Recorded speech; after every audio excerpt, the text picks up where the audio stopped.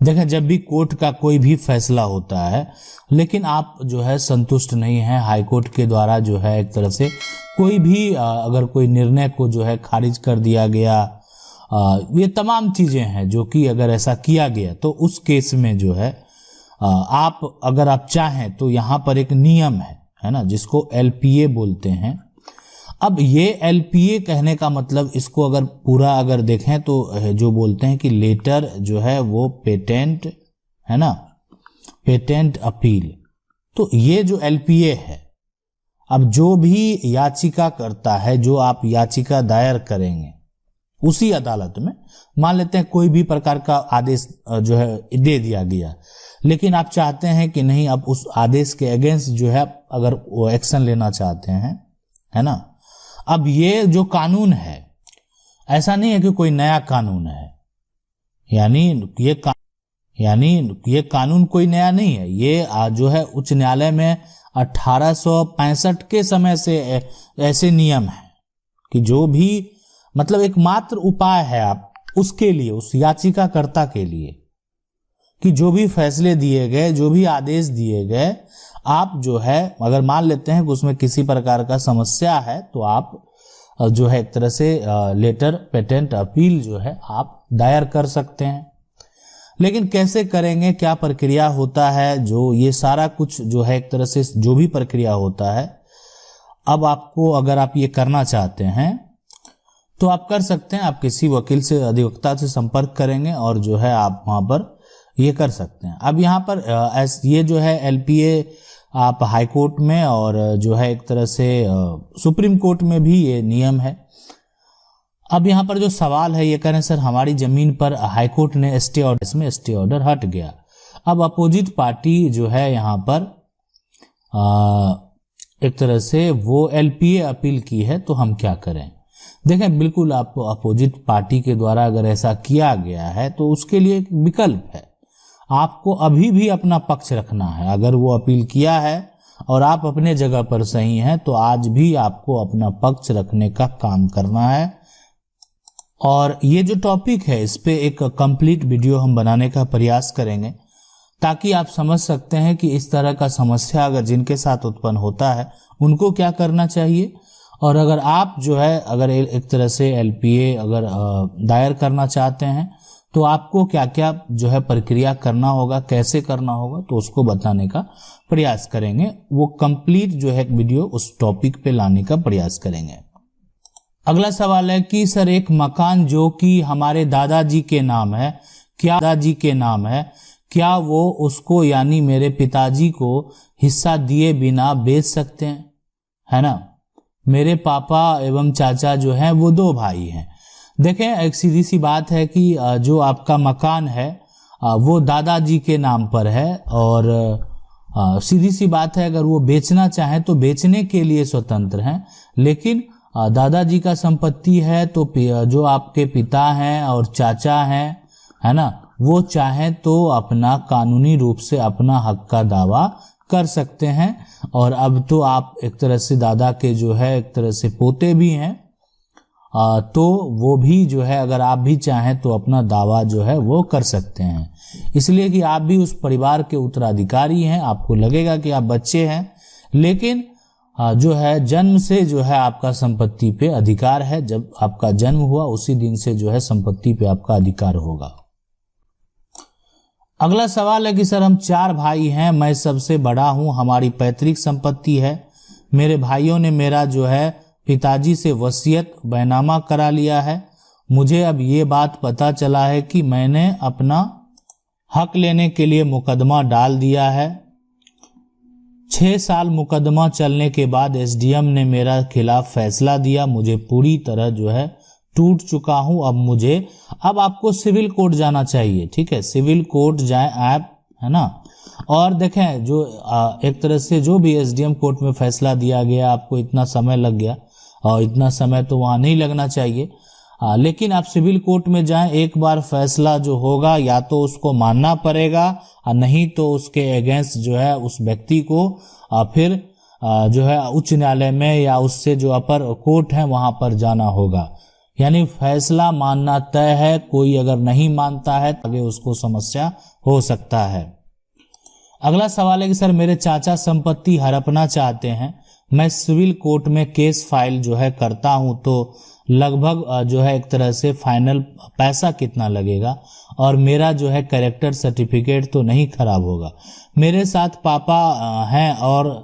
दादी है, मेरी माँ जो है बचपन में जो है छोड़कर चली गई, और मेरा एक जो है साल पहले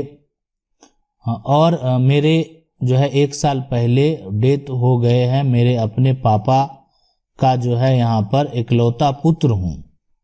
ठीक है, प्लीज रिप्लाई। देखें यहाँ पर अगर बात करें कि आप अगर सिविल कोर्ट में केस करते हैं, सिविल कोर्ट में अगर आप जाते हैं केस करते हैं, तो बहुत लोगों के मन में ऐसा होता है कि क्या आप कोर्ट में जाएंगे केस करेंगे, आपके ऊपर भी केस हो तो उससे आपका कैरेक्टर सर्टिफिकेट खराब होगा। देखें ये जो है ना, ये एक तरह से लोग उलझन में जो पड़े हुए हैं उसको सुलझाने का काम होता है न्यायालय में। यानी जो आप धोखा किए, धोखाधड़ी किए, तो वो एक अलग चीज हो गया कि मतलब आप क्राइम कर दिए, लेकिन अब परिवार में हिस्सा का बात है, हिस्सा नहीं मिला, कोई हिस्सा नहीं देना चाह रहा है, तो इससे इस पर जो है आपका सिविल पे किसी प्रकार का कोई फर्क नहीं पड़ता। आप जा सकते हैं कोर्ट में, और सिविल कोर्ट में जो है हक का आप दावा करेंगे तो इसमें खर्च जो होता है, कोर्ट फी होता है, बहुत कम होता है। मिनिमम आप अगर बात करें तो अगर पार्टीशन सूट करेंगे तो उसके लिए आप समझ सकते हैं जो कोर्ट फी होता है वो 500, 1000, यानी आप समझ सकते हैं मैक्सिमम जो है 1000, बस यही कॉस्ट जो होता है ना, काफी कम कॉस्ट होता है जो कोर्ट फी होता है। उसके अलावा आप अगर किसी वकील को रखते हैं, है ना, आप अगर किसी वकील को रखते हैं, है ना, तो वकील का जो है आप डिपेंड करता है कि वकील जो है वो कितने साल से उनका एक्सपीरियंस है, बहुत तरह के है ना, हर का अपना अपना जो है चार्ज होता है, और एक लंबे समय से अगर वर्क कर रहे हैं वो उनका चार्ज अलग होता है। कोई अगर शॉर्ट टर्म में नए हैं, लेकिन यहाँ पर हिस्सेदारी वाला मामला है, आप कोई भी वकील कर सकते हैं जो आपको सही लगे। अगला सवाल है कि सर जी हम अंचल से जमीन जो है वो मापी करवाए, 6 धूर निकला, जो कच्चा मकान है क्या करें, नहीं देना चाहते हैं, हम परेशान है। देखें नहीं देना चाहता है, देखें मकान अगर जो है कच्चा हो, मान लेते हैं यहाँ पर आपका 6 धूर जो है वो जमीन निकल चुका है नापी कराने के बाद, तो आप क्या करें कि एसडीएम कोर्ट में जो है केस फाइल कर दें, और उसको जो है एक तरह से अनुमंडल से आप केस फाइल करें, एसडीओ एसडीएम जो भी बैठते होंगे, है ना, तो वहां पर आप केस फाइल करें कि आपका जो है जमीन निकला है जबकि वो जमीन को खाली नहीं कर रहा है। ये एक प्रक्रिया है, हो सकता है कि यहाँ से सॉल्यूशन निकल जाए, नहीं तो आगे तो बहुत सारा प्रक्रिया है, प्रक्रिया की कमी नहीं है, खाली तो करना ही पड़ेगा अगर आप चाह लेंगे। अगर आपकी जमीन है और आपके जमीन में मकान बना हुआ तो छोड़ना तो पड़ेगा, अगर आप चाह लेंगे कि हमको इसको हटाना है। जमीन में मकान बना हुआ तो छोड़ना तो पड़ेगा, अगर आप चाह लेंगे कि हमको इसको हटाना है तो आप पहले ये प्रक्रिया करें, उनको नोटिस जाएगा, उनको एसडीएम कोर्ट में पूछा जाएगा कि आखिर आपका जो घर बना हुआ है वो जो है एक तरह से या जो भी है, जबकि अंचल से नापी हुआ है ना, किस प्रकार से है, सारा कुछ वेरीफाई करने के बाद वहां से एक जजमेंट होगा। उस जजमेंट को फॉलो अगर वो करता है तो ठीक है, नहीं तो आगे आप जो है और न्यायालय में जाकर जो है सिविल न्यायालय में जाकर भी आप टाइटल का और उसके मकान पर जो है वो दावा कर सकते हैं। अगला सवाल है कि सर हम लोग का जमीन 1985 में खरीदा गया था और उसका केवाला है और उस समय से अभी तक कब्जा भी है, लेकिन उसका दाखिल खारिज नहीं हुआ है, रसीद भी नहीं कटा है, तो मेरे नाम पर कैसे होगा? देखें जमीन अगर 1985 में खरीदा गया है, केवाला होगा कि मामला 1985 का, आप क्या करें, जो अंचल के अधिकारी हैं उनको एक बार आवेदन करें, है ना, कि आपका है, क्या आपको जो है ऑनलाइन अप्लाई करना चाहिए या नहीं करना चाहिए, क्या आपका दाखिल खारिज होगा कि नहीं होगा। अगर वो कहेंगे कि आप अप्लाई कीजिए आपका होगा तो आप कर सकते हैं, नहीं तो फिर आपको जो है एक तरह से जो अनुमंडल स्तर के या जो जिला कलेक्टर हैं वहां से एक आदेश लाना होगा कि आप अपने जगह पर सही हैं, और उस आदेश को देखते हुए फिर आपको अप्लाई करना पड़ेगा। तो विकल्प बहुत सारे हैं, ऐसा नहीं है कि आपकी संपत्ति है लेकिन इतना लंबा समय हो जाता है। लेकिन ऐसे भी हैं कि जिनका 1900 जो है एक तरह से 60-70 का जो है रजिस्ट्री है और उनका भी दाखिल खारिज हुआ है। अगला सवाल है कि पैतृक संपत्ति के अनुकूल कब्जे पर भी वीडियो बनाए। बिल्कुल जो है इस पे अनुकूल कब्जे, पैतृक संपत्ति के अनुकूल कब्जे के टॉपिक पे जरूर जो है इसमें आपको डिटेल्स कब्जे के टॉपिक पे जरूर जो है इसमें आपको डिटेल से बताने का प्रयास करेंगे ताकि आप इसको समझ में